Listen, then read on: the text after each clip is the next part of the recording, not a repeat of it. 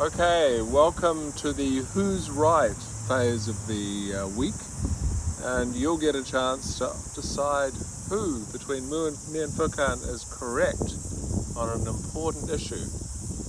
So the issue that I'm going to introduce concerns the use of AI. And you've probably heard a lot of discussion from lecturers at university about AI and whether it's good or whether it's evil or whether you should use it, and if you use it, will you be failed, etc., etc. Can I say that I approach you as imagining animals, and I say use whatever technology you can find. It doesn't matter if it's a calculator, it doesn't matter if it's a dictionary, it doesn't matter if it's an AI, to give power and to express your ideas. Well, I have to disagree on you with that, Nick, because I know students, they just use ChatGPT, they just put the question, they copy and paste, they don't even, use their brain on it. Like, I don't think they learn anything when they use ChatGPT. Yes, I'm going to be the old rebel fart here and to say that you're entirely wrong. And it is the case that you have some bad uses of the technology where you put your question into ChatGPT and then just cut and paste the answer. Yeah. But then there are some amazing uses of it. And one of the things I want to do in the course is explain how I use it. If you have ideas, it's a very powerful technology. I don't think no matter how you use it, it's just cheating because, you're not really writing it with your hands, right? Mm-hmm. You just get pieces from the what AI generated and you put them together. It's Right. like editing more than writing. Yes.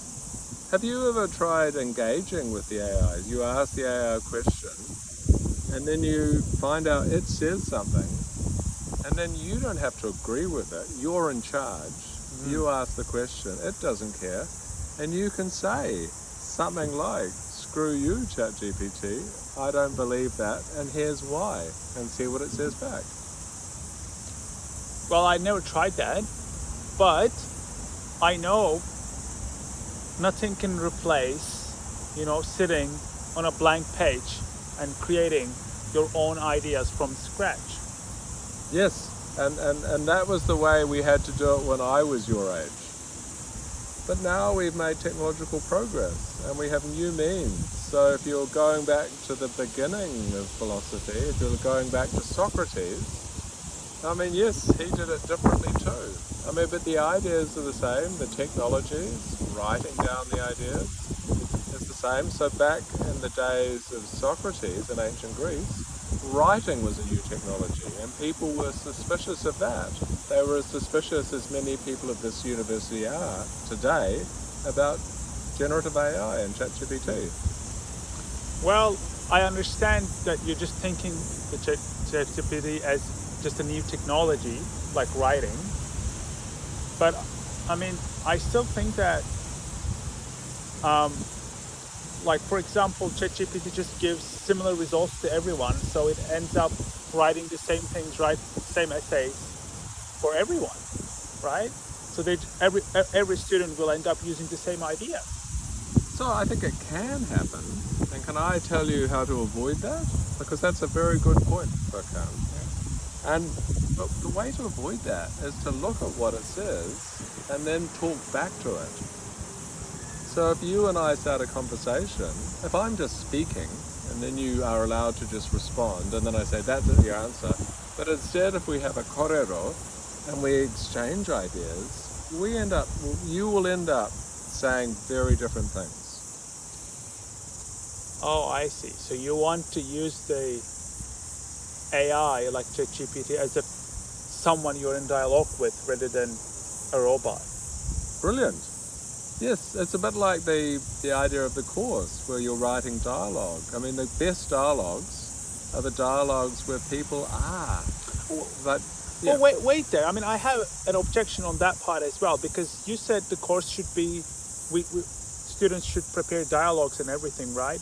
But when you look at the dialogues and when you compare them with essays, dialogues doesn't have like results. They don't have conclusions like academic essays. I think students just write academic essays because they're more structured. You have the result. They will know what to do. They'll have clear assignment rules. But in the dialogue bits, it's very chaotic and ambiguous. I don't know. Well, but I think that's a good point. And I'm going to say no form of assessment is perfect. But I like the chaotic ambiguity. You know, when you're trying out something new, and you should try lots of ideas. And in the korero, there's lots of ideas contesting, and you don't really know at the beginning who's going to win.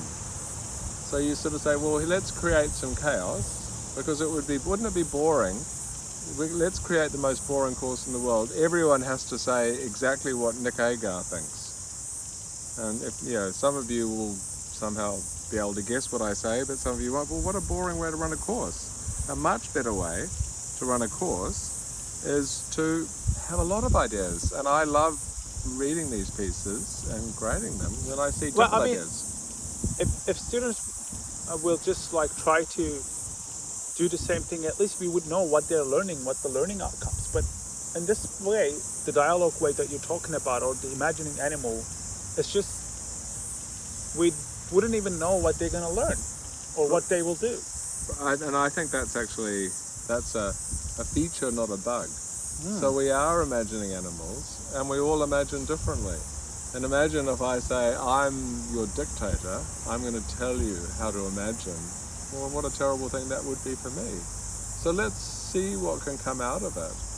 And I guess there's no one thing you learn, but there may be lots of things you learn. I believe that the best learning is done by you when you work out how to express your views, because there's no single truth. If I could tell you the single truth, I could tell it to you, but I don't know it. Well, I think there's like truths that we can achieve with, doing proper arguments and propositions and essays, and we can trace our ideas and stuff like that. But I don't know, maybe dialogue way can work as well. Well, let's try it. I mean, that's the approach. And let's see what other things about this. So that's our disagreement.